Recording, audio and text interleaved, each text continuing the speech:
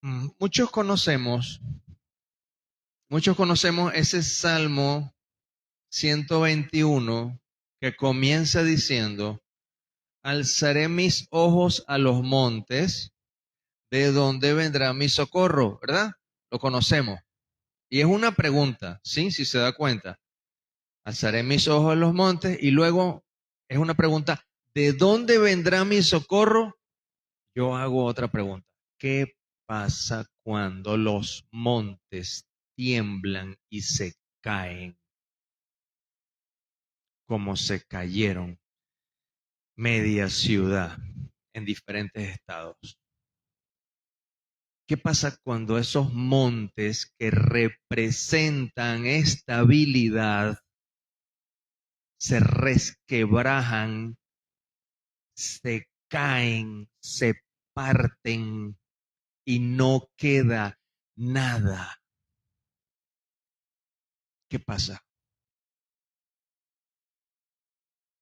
Cuando lo más estable se vuelve inestable. Cuando quizá esas personas que salieron de sus hogares y al mirar atrás vieron solo ruinas y no hay una casa donde volver esa noche y ya no más el lugar donde hacía mis alimentos, ya no más el lugar donde acostaba a mis hijos, ya no más el lugar donde me sentaba a distraerme, ya no más ese espacio. Es una situación muy difícil. De alguna forma nosotros alcanzamos a ver en parte, pero no hemos, quizá la mayoría, experimentado esa situación.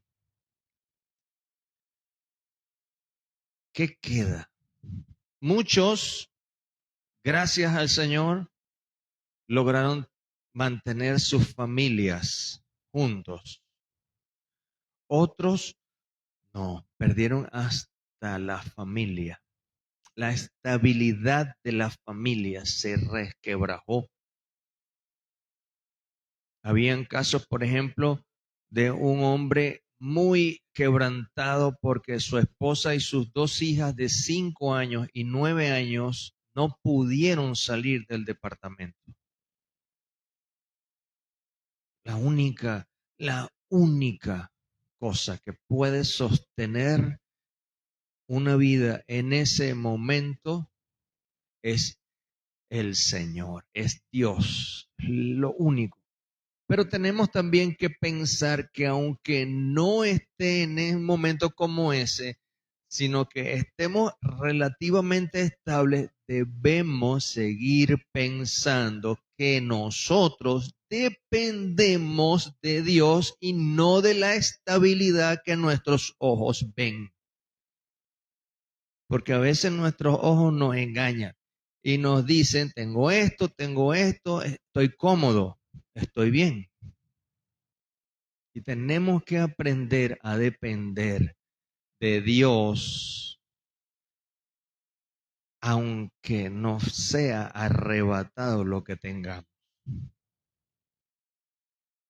Y no es que sea malo y nos arrebate, sino que esta idea que estamos trazando hoy, Dios nos quiere llevar es a comenzar a mirar nuestro nivel de dependencia absoluta de Él y no de una montaña que representa ese Salmo 121, que no es ahí donde vamos a predicar, pero que es el punto de partida para entender que ese monte, que es el que da estabilidad, se cayó. Y tiene que caerse en nuestro corazón y en nuestra mente cualquier otra cosa de la que pensemos que estamos sostenidos y que estamos bien.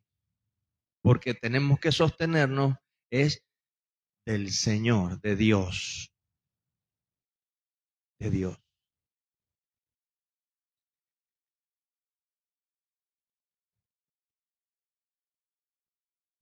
En lo personal, también tengo una hermana en La Guaira.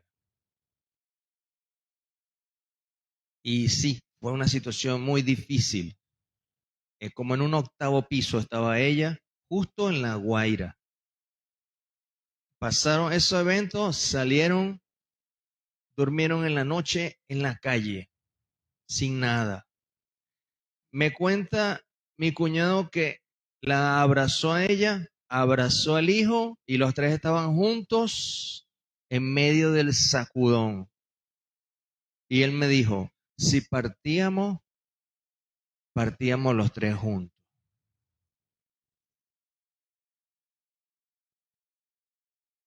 Entonces, ¿qué le queda a la vida del hombre? El Señor. Es lo que nos queda. Yo quiero mencionar, voy a tratar de ser breve,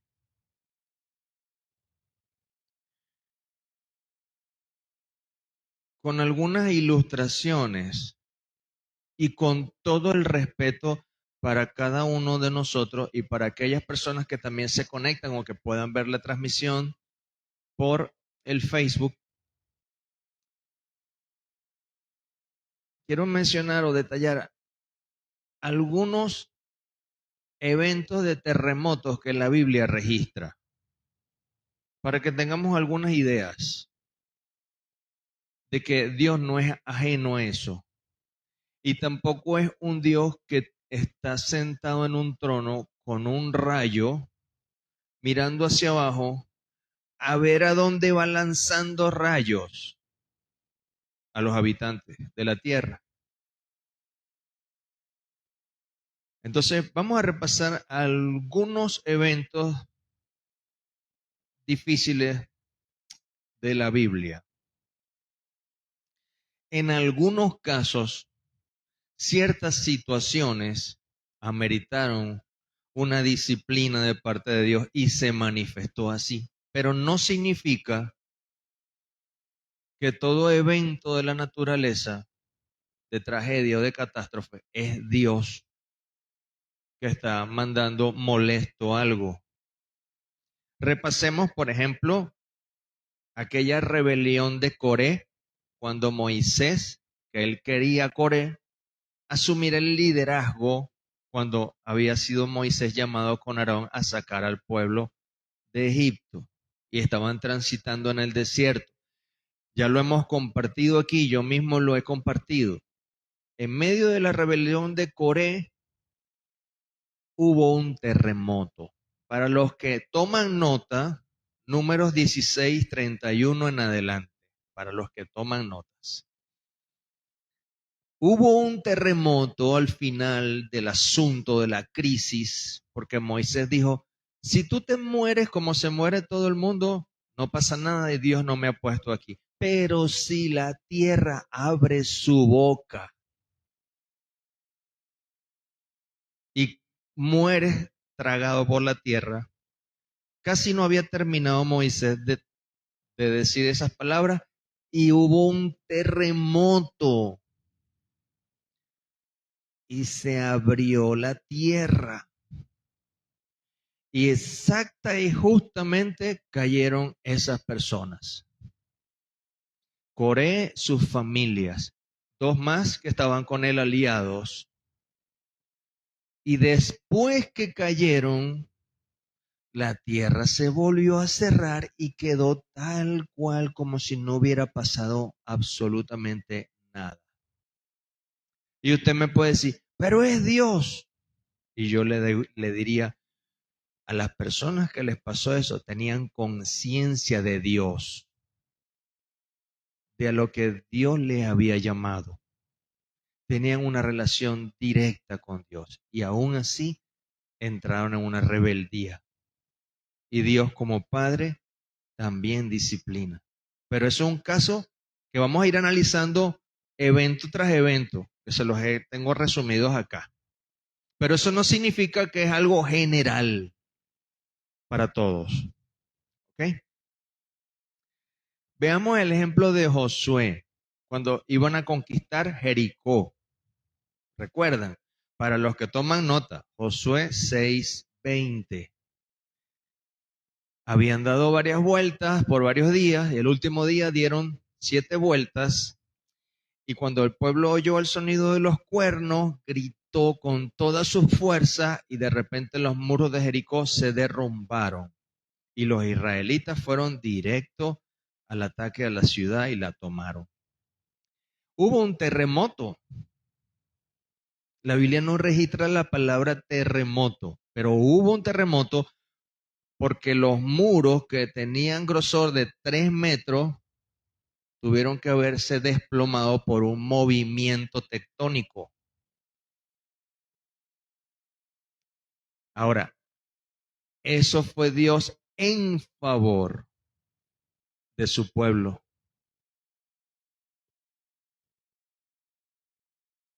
Y ahí no hubo una tragedia, fue una conquista. Dios estaba haciendo avanzar a su pueblo. Ese es otro ejemplo de terremoto. Otro ejemplo de tragedia, es el caso de Job. ¿Recuerdan a Job? La muerte de sus hijos por un huracán que desplomó la casa donde estaban. Otro de los eventos que le ocurrió es que vino un siervo y dijo, fuego de Dios vino del cielo y cayó sobre un grupo de sirvientes que tenía propiedad de Job. O sea, al punto de adjudicarle a Dios un desastre malicioso. Ese criado dijo eso, expresó eso. Otro fueron un ataque de bandas armadas por diferentes lugares para llevarse bienes, camellos y muchos bienes de Job. Y las palabras de Job, versículos 20 y 21 del capítulo 1 fueron, entonces Job se levantó, rasgó su manto de dolor, rasuró su cabeza en señal de pesar y se postró en tierra y adoró, dice la Biblia. Y un nivel de fe. Y estoy hablando de Job como un creyente, porque nosotros no podemos esperar que una persona que no tenga una relación con Dios eh, tenga una respuesta así como la que tiene Job. Pero nosotros como creyentes, Dios sí espera de nosotros esta respuesta. Y sobre eso tenemos que trabajar. Y sobre eso podemos también servir y ayudar a otros que no conocen al Señor y que nosotros estamos para que lo conozcan. Es nuestra tarea como iglesia. Pero estamos en entrenamiento siempre. Entonces aquí, el versículo 21 dijo Job, desnudo salí del vientre de mi madre y desnudo volveré allá. Jehová dio y Jehová quitó. Sea el nombre de Jehová bendito. Pero ¿fue Dios el que hizo todas esas cosas en la vida de Job? No, fue Satanás. Ahí vemos un elemento que no se ve a simple vista, sino porque lo leemos claro, pero Job nunca lo vio.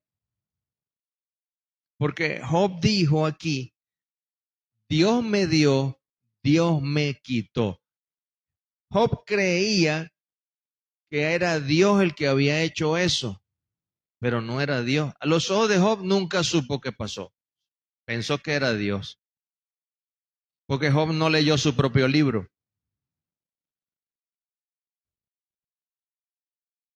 Pero nosotros tenemos que aprender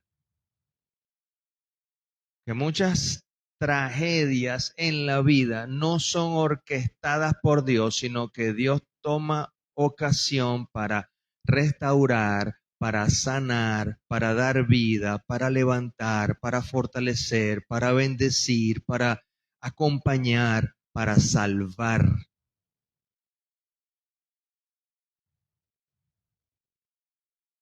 Otro ejemplo de terremoto en la Biblia, Elías, el profeta Elías. Los que anotan, Primero de Reyes 19:11. Estaba Elías, se paró delante del monte de Dios, vino un gran y poderoso viento que rompía los montes, dice el versículo. Un viento que rompía los montes, un huracán. Porque para que pueda decir la Biblia, rompía los montes, quiere decir que era un viento demasiado que arrancaba cosas.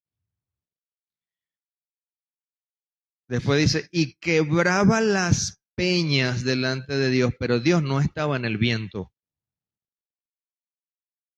Es lo que estoy leyendo. Primer libro de Reyes 19:11. Después dice, y tras el viento, un terremoto. Esa palabra está explícita ahí. Dice, pero Dios no estaba en el terremoto. Y tras el terremoto, un fuego. Mira, habían elementos de catástrofes naturales pasando frente a Elías, pero Dios no estaba en cada uno de esos elementos. No estaba ahí. Y después dice, y tras el fuego, un silbo apacible y delicado. Y el versículo 13 nos hace entender que Dios estaba en ese silbo apacible y delicado, porque cuando oyó Elías ese silbo, cubrió su rostro, salió fuera de la puerta y ahí Dios le habló y le dijo, ¿qué haces aquí, Elías? Interesante. Cuando otro que le voy a compartir, cuando Dios se encontró con Moisés en la cúspide del monte Sinaí a entregarle los 10 mandamientos, que dice la Biblia que se estremecía el monte. Eso es un terremoto por la presencia de Dios. No murió Moisés por ese terremoto. No se cayó del monte. Más nadie tenía que subir, ciertamente. Y los israelitas, cuando estaban abajo, en vez de tener una actitud de reverencia, entendiendo que Dios estaba hablando con Moisés ahí arriba, se desenfrenaron desesperados, queriendo satisfacer su necesidad de adorar algo y ahí fundieron el becerro de oro, como usted sabe. Pero arriba estaba Dios rozando ese monte y ese monte no aguantaba la presencia de Dios. Interesante, ¿verdad? Tal vez no había juntado, tal vez no había juntado todos estos elementos.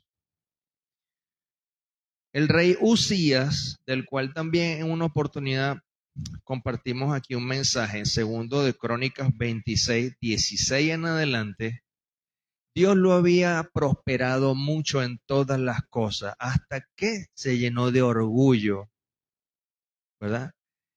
Y quiso hacer lo que él quería y hizo a un lado el orden de Dios. Agarró incienso y quería él entrar en el templo y ofrecer incienso él, que era algo de los sacerdotes nada más. Y los sacerdotes se acercaron y le dijeron, rey, no te toca hacer eso. 80 sacerdotes allí para decirle eso al rey. Y el rey se llenó de ira con el candelero, el incienso en la mano. Y iba y ¡puf! Le brotó lepra en la frente en ese momento. Dios lo hirió. Lo sacaron de ahí.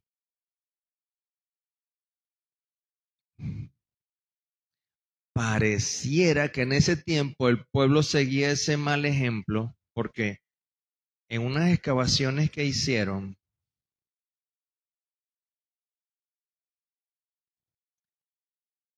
registradas en el 2021, en las áreas donde reinó Usías, encontraron un esqueleto de lechón de cerdo en Jerusalén, que era una comida prohibida. O sea, pareciera que Esa actitud de hacer lo que yo quiera, parece que algunos seguidores, líderes del pueblo la tenían. Y estaban estos restos de esta comida que Dios había dicho desde cuando Moisés que no comieran. En ese tiempo del rey Usías vino un terremoto fuerte, de escala entre 7.5 a 8.3, dicen los historiadores. Y Zacarías registra esa evidencia en Zacarías 14:5. Dice, huiréis de la manera que huisteis por causa del terremoto en los días de Usías, rey de Judá. Hubo un terremoto también en esa ciudad. Entonces, no es que Dios manda terremotos para castigar a la gente. No, no se trata de eso. Pero hay algunas situaciones que simbolizan la importancia, primero, de que a veces Dios tiene que sacudir internamente mis prioridades, sacudir y quitar aquello en lo cual yo me siento seguro y estoy entronado en mí mismo, y Dios tiene que quitarme ese trono de abajo para caerme yo y comenzar a entender que debo depender de Él. Que tenga todo o no tenga nada, yo dependo de Él. De eso estamos hablando. Todo eso que le he hablado es del Antiguo Testamento. En el Nuevo Testamento también hay evidencias de terremotos. Cuando Jesús está muriendo en la cruz, allá en Mateo 27:51 en adelante, cuando Él muere, el velo del templo se rasga de arriba hacia abajo. Dice que ocurrió algo. La tierra tembló y las rocas se partieron. A veces no nos damos cuenta de este detalle que registra Mateo. En los otros tres evangelios no lo menciona. Pero hubo un terremoto en esa oportunidad. Y para que se partan las rocas, tiene que haber sido fuerte. Pero además de eso, ese terremoto era evidencia irrefutable de que Jesús muriendo dio vida. ¿Por qué? ¿Qué pasó? Dice que salieron de los sepulcros después de la resurrección de Él, cuerpos de santos que habían dormido y se levantaron en ese mismo momento en que Jesús muere. O sea, una explosión de vida. Y en los sepulcros de gente que era creyente, por eso lo llama la Biblia santos, resucitaron, pero salieron después del tercer día cuando Jesús resucitó. Y dice que se presentaron en la ciudad, en Jerusalén, y aparecieron a muchos. Entonces, ese terremoto de ahí no hubo una consecuencia negativa para nadie. Fue la manifestación de la evidencia del poder de Dios que dio vida físicamente inclusive a gente que estaba muerta ahí cerca y que se levantaron. También fue un testimonio porque el centurión dijo con él, con los que estaban con Jesús, viendo el terremoto y las cosas que habían sido hechas, temieron en gran manera y dijeron, verdaderamente este era Hijo de Dios. Otro caso de terremoto en la Biblia es que en Mateo 28:2, en la resurrección de Jesucristo, hubo un gran terremoto porque un ángel del Señor descendió del cielo y llegando removió la piedra y se sentó sobre ella. Eso fue otra ocasión de la manifestación del poder de Dios, pero que no vino a dañar a nadie. Un último elemento El poder de la libertad en Cristo, Hechos 16:25. Cuando Pablo y Silas estaban presos en Filipos, que cantaban a medianoche himnos a Dios, los presos los oían. Y sobrevino de repente un gran terremoto, de tal manera que los cimientos de la cárcel se sacudían y al instante se abrieron todas las puertas y las cadenas de todos se soltaron. Esa es otra evidencia. Pero aquí, en este punto del Nuevo Testamento, y específicamente en este espacio, hay un rol que nosotros como iglesia debemos aprender o fortalecer, desarrollar, promover. Y es que lo interesante no fue el terremoto que hubo, lo interesante era qué estaban haciendo Pablo y Silas. ¿Qué cree usted que estaban haciendo Pablo y Silas para que llegaran a la cárcel?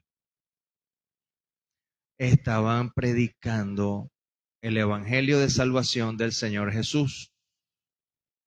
Estaban predicando. Y después de estar presos ahí y habiendo sido azotados, castigados, que los azotaron fuertemente, no dijeron, no se quejaron, no dijeron, ¿quién me mandó a mí aquí?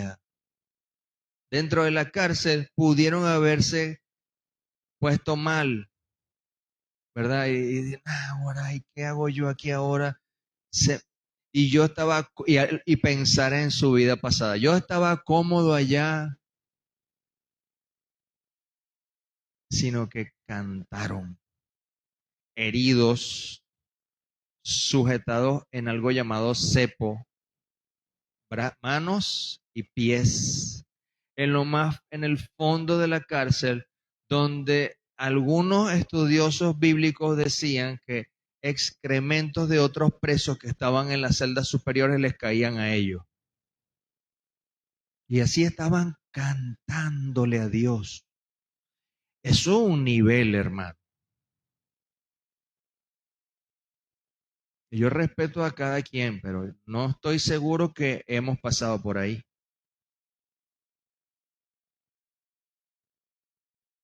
Y se manifiesta el poder de Dios con ese terremoto y lo que ocurre es que el jefe de la cárcel se iba a matar, porque si se le perdía un preso, él iba a pagar con su vida a la autoridad.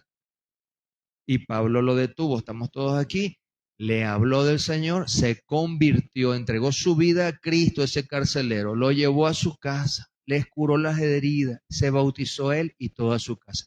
El rol de la iglesia, que no estuvo presente en todos los demás eventos que les mencioné del Antiguo Testamento, pero ya en el Nuevo Testamento vemos evidencia del trabajo de la iglesia en medio de la sociedad, y es a lo que estamos llamados a hacer.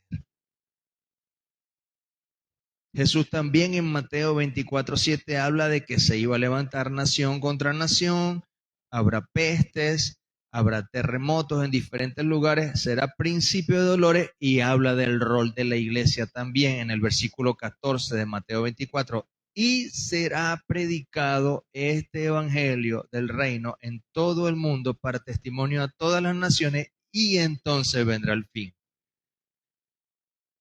No es que iban a haber todas estas circunstancias y ya, sino que equipa, comisiona a la iglesia, y en medio de la iglesia Él está presente para llevar a cabo esta labor de predicar el evangelio de salvación.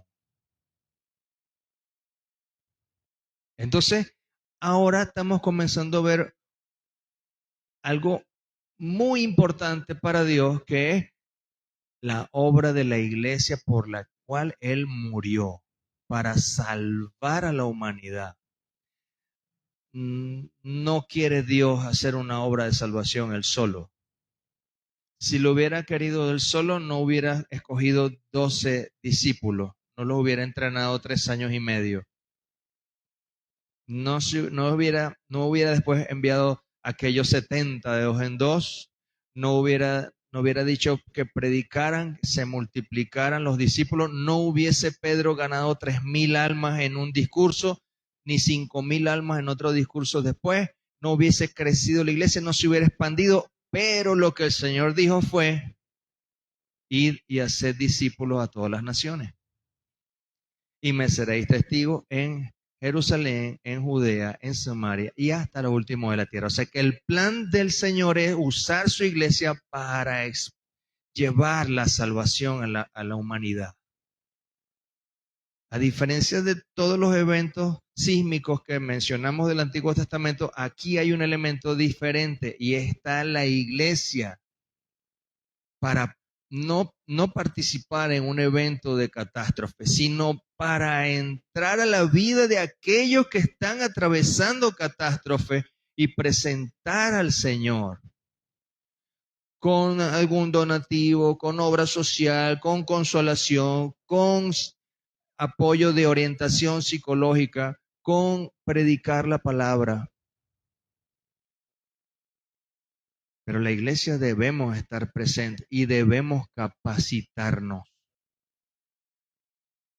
Debemos capacitarnos y en comenzar a pensar en que en algún momento me toca ir a mí a salir. No sabemos si se va a aperturar el paso y tengamos que ir 2 personas a La Guaira a dar acompañamiento, a ayudar a alguien. No sabemos, hermano. Dios es el que sabe. Pero lo primero es que nuestro corazón esté abierto a esa idea. Pero a veces estamos así agarrados de nuestro trabajo. Estoy trabajando, tengo que producir. Y si Dios te derrumba el trabajo,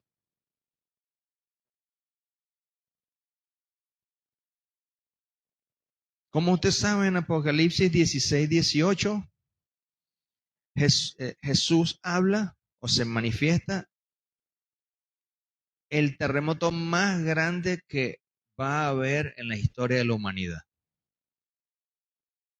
Entonces hubo relámpagos, voces y truenos y un gran temblor de tierra, un terremoto tan grande cual no lo hubo jamás desde que los hombres han estado sobre la tierra. Eso va a ser al juicio final.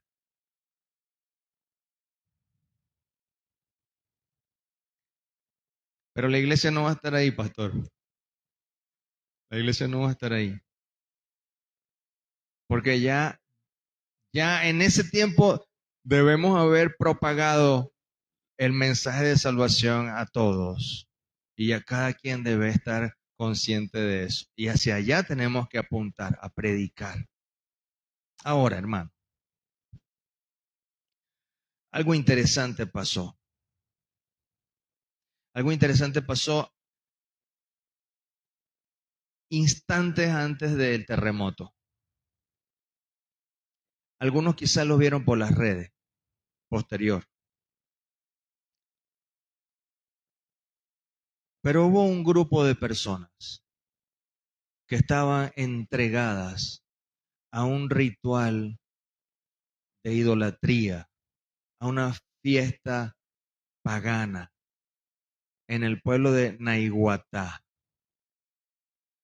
del cual yo vengo. Yo soy de Naiguatá.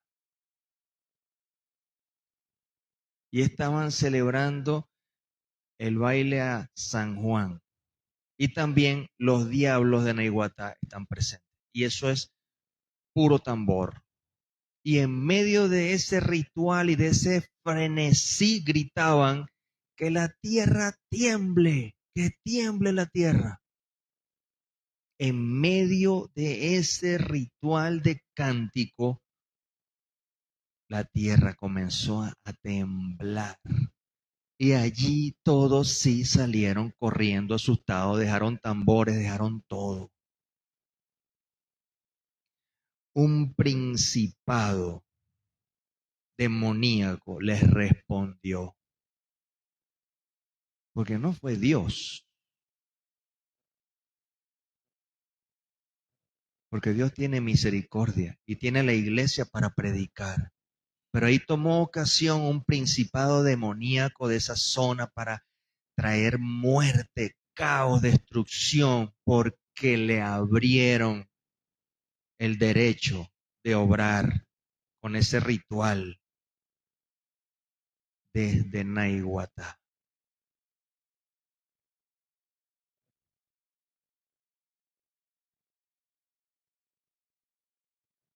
Pero nosotros como iglesia estamos llamados a llevar un mensaje del refugio que hay en Dios, de la salvación que hay en Dios y de lo que específicamente el Salmo 46 nos menciona.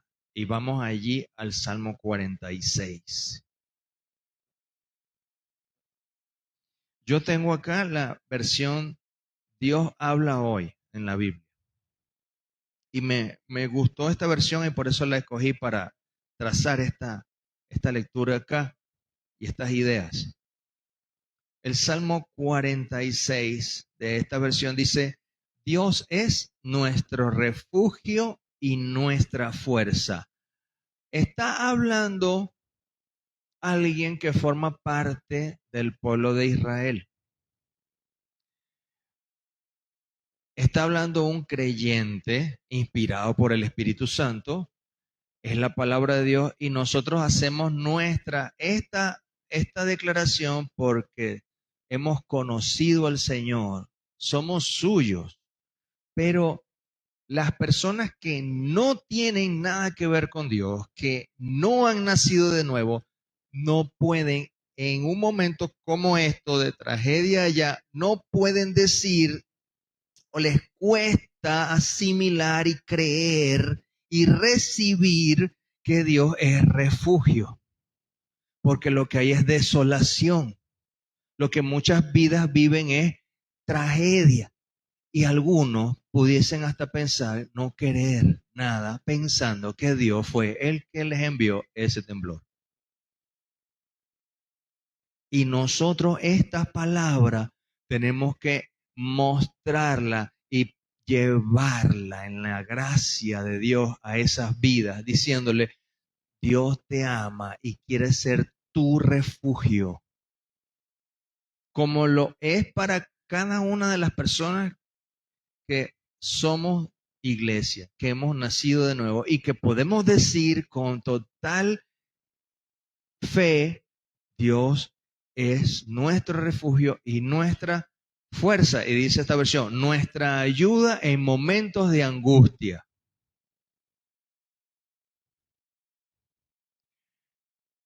A veces estas palabras pasan como muy rápido y de repente hasta podemos tomar un mensaje y reenviarlo por alguna red social o algo. Pero es importante, no solamente un copiar y pegar, es importante que esa palabra esté en mí y yo llevarla. Y yo comprometerme con lo que Dios me está pidiendo hacer, que es predicar. Y no solo un copiar y pegar. No sé si yo logro expresar, tal vez no lo estoy haciendo técnicamente con las palabras, pero estoy tratando de expresar la diferencia entre un copia y pegue y el compromiso de que esa palabra esté en mí para yo llevarla, aunque físicamente yo no esté allá. Pero yo tengo que meter esa palabra en mí, que sea mía, no para que yo tenga refugio, aunque lo necesito también, pero para que sea real ese refugio que yo estoy transmitiendo y no sea una palabra acartonada de un religioso para alguien.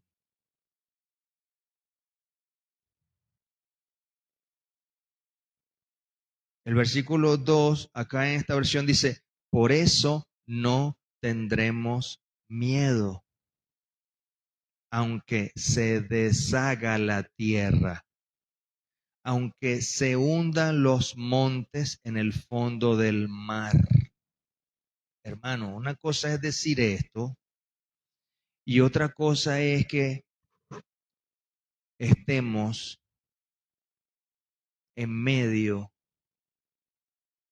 de un estallido, de un crujir de estructura física y que cuando salgamos a la calle y miremos atrás veamos todas las edificaciones derribadas y destruidas y usted pensar, Dios lo guarde, que ya no tiene un lugar donde regresar esa noche.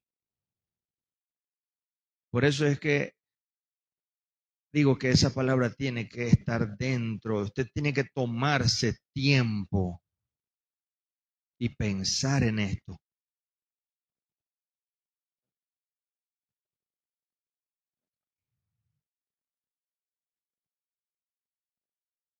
Aunque ruja el mar y se agiten sus olas, aunque tiemblen los montes a causa de su furia.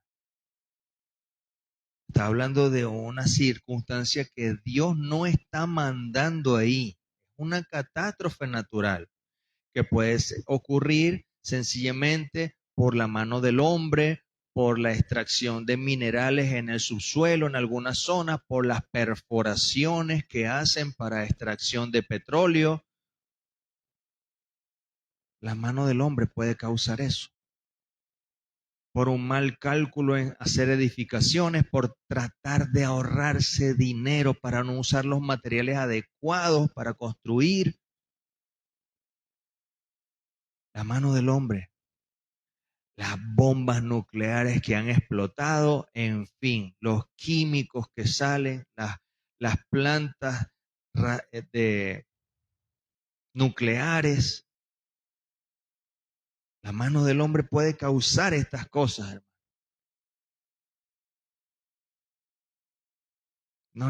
No es que es Dios que lo causa, pero Dios se presenta como el refugio. Y primero tú y yo tenemos que creerlo y hacerlo nuestro y luego compartirlo desde nuestra experiencia privada y profunda de fe con aquel que lo necesita. El versículo 4 comienza a mostrar la diferencia de, de toda esa catástrofe natural para aquellos que no tienen una relación con Dios y muestra la realidad de aquellos que sí tienen una relación personal con Dios. Y no es que si yo tengo una relación personal con Dios voy a decir, ay, yo la tengo. No, sino que yo debo entonces preocuparme por los que no tienen esa relación personal para que disfruten de lo que yo tengo.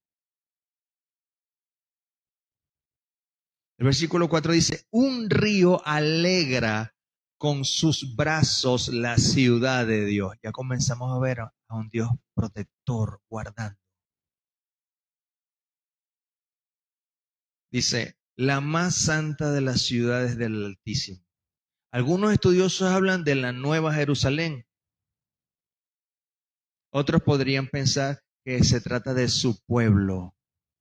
Del pueblo que es la nueva creación, los que hemos creído en Cristo. Y que al final Israel tiene que creer también. Entonces habla del pueblo de Dios, de todos los creyentes. Dios está en medio de ella y la sostendrá. Estamos viendo promesas. Estos son promesas. Y el que está prometiendo no falla. Porque no le va a ocurrir aquello de que, ay, no pude, se me complicó. Dios es soberano, poderoso. Está por encima de los recursos limitados. Entonces, Dios sigue diciendo, Dios la ayudará al comenzar el día, es decir, una nueva oportunidad de levantarse. Esa es la esperanza que tenemos que transmitir. Que en Dios hay una esperanza para levantarse de nuevo. Solamente tenemos que tomar de su mano. Esa es la esperanza que tenemos que compartirle a aquellas personas que no tienen consuelo en este momento. Interesante, el versículo 6 dice, las naciones rugen, los reinos tiemblan, la tierra se deshace cuando deja oír su voz, cuando Él deja oír su voz. O sea, las naciones en conflicto, en problemas, el Señor Todopoderoso está con nosotros. Pero eso no significa que no quiera Dios estar con otras personas que aún no le han dejado entrar en su vida. Y nosotros somos clave para ayudar a esas personas, a hacerles ver la importancia que Dios les ama y que también quiere entrar en sus vidas para que ellos también digan, Dios está con nosotros en medio de las circunstancias duras que vivimos. El Dios de Jacob es nuestro refugio. Vengan a ver las cosas sorprendentes que el Señor ha hecho en la tierra. Ha puesto fin a las guerras hasta el último rincón del mundo. Ha hecho pedazos las lanzas. Ha prendido fuego a los carros de guerra. Y luego el versículo 10 me sorprende en esta versión. Dios hablando. Dice, ríndanse. Esta versión lo dice así. Ríndanse, reconozcan que yo soy Dios.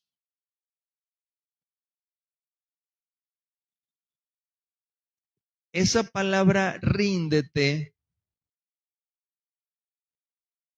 es esa señal de que ya no tengo ningún otro elemento con el que enfrentarme con el que luchar, sino que ya sé, me quedé sin recursos, sin elementos de lucha, me rendí, me rindo. Y por lo general, la señal de rendición es subir los brazos. Me rindo. Dice, reconozcan que yo soy Dios. Tenemos que aprender a transmitir este mensaje de salvación. No de un Dios que tiene las cejas bravas, sino un Dios que está diciendo que yo soy tu esperanza. Es lo que dice Dios. Yo soy la vida para ti. Yo soy seguridad para ti. Pero tienes que rendirte porque mucha gente está así en luchada con Dios.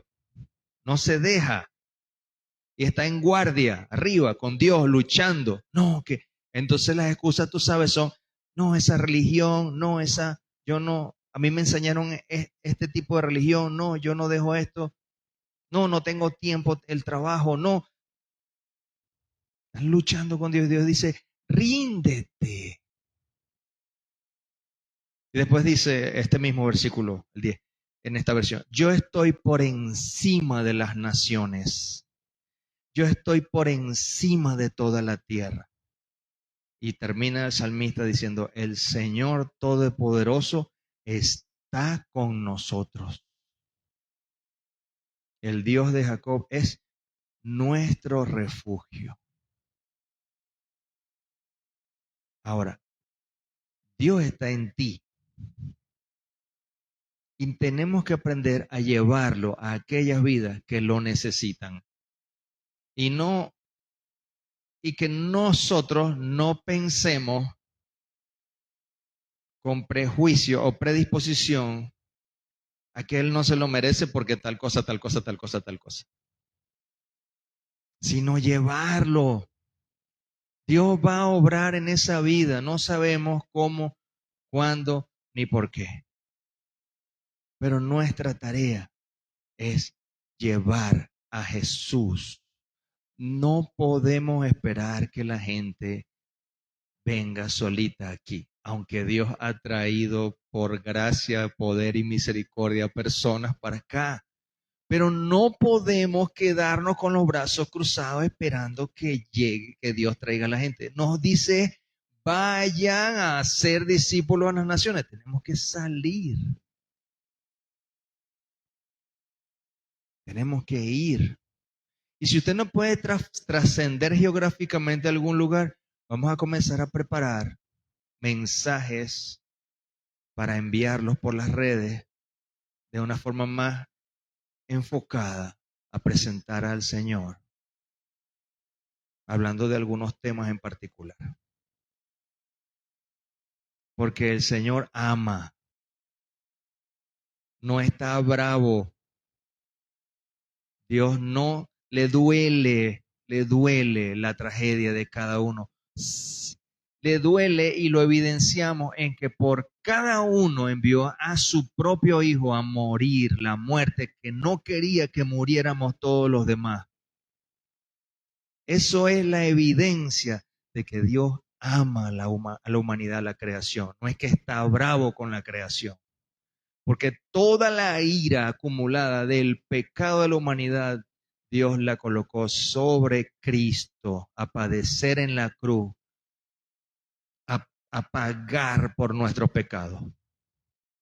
Nosotros tenemos que compartir y ministrar que Dios es el refugio y la esperanza, la fortaleza, la ayuda en los momentos de angustia, pero desde el corazón. Desde mi corazón al corazón del que lo necesita. Desde mi experiencia personal profunda con el Señor, para con aquel que lo necesita. Ese es el mensaje que Dios hoy trae a nosotros como iglesia, que nos levantemos, que obremos, que trabajemos en lo que nos han pedido, todo lo que es el esfuerzo de donativos, pero también que nos preparemos con esa práctica del mensaje entregado de amor a aquel que lo necesita y prepararnos a salir en diferentes ámbitos, inclusive si nos toca ir ciertas distancias lejos a hacer un trabajo un día, 2 días, no sabemos dónde nos vamos a quedar, no sabemos qué vamos a comer, pero ir. Dios nos está preparando porque va a llegar el momento que la iglesia tiene que salir. Y el Señor nos ayude a servir, que no nos permita que nos acobardemos, sino que podamos avanzar en su nombre, en sus fuerzas y en su gracia. Vamos a orar para que el Señor nos siga fortaleciendo. Padre bendito, bueno, nosotros no somos nada sin ti. Nosotros no tenemos algo especial en comparación con alguien más, sino que tú eres el que hace la diferencia porque estás en nosotros por tu gran amor, por tu misericordia. Ayúdanos a valorar el gran tesoro que es tenerte y a compartir ese tesoro que es paz, que es refugio, que es amor, que es gracia, que es misericordia, que es poder, que es sanidad, que es salvación, que es amor. Tú eres todo, Señor. Ayúdanos a compartir de tu presencia que está en nosotros a través del mensaje precioso y poderoso que has dejado en tu palabra. Rogamos una vez más por cada vida, por cada niño, por cada joven, por cada madre, por cada padre que se encuentra atravesando toda esta tragedia sin esperanza alguna, dependiendo de que llegue ayuda a diario.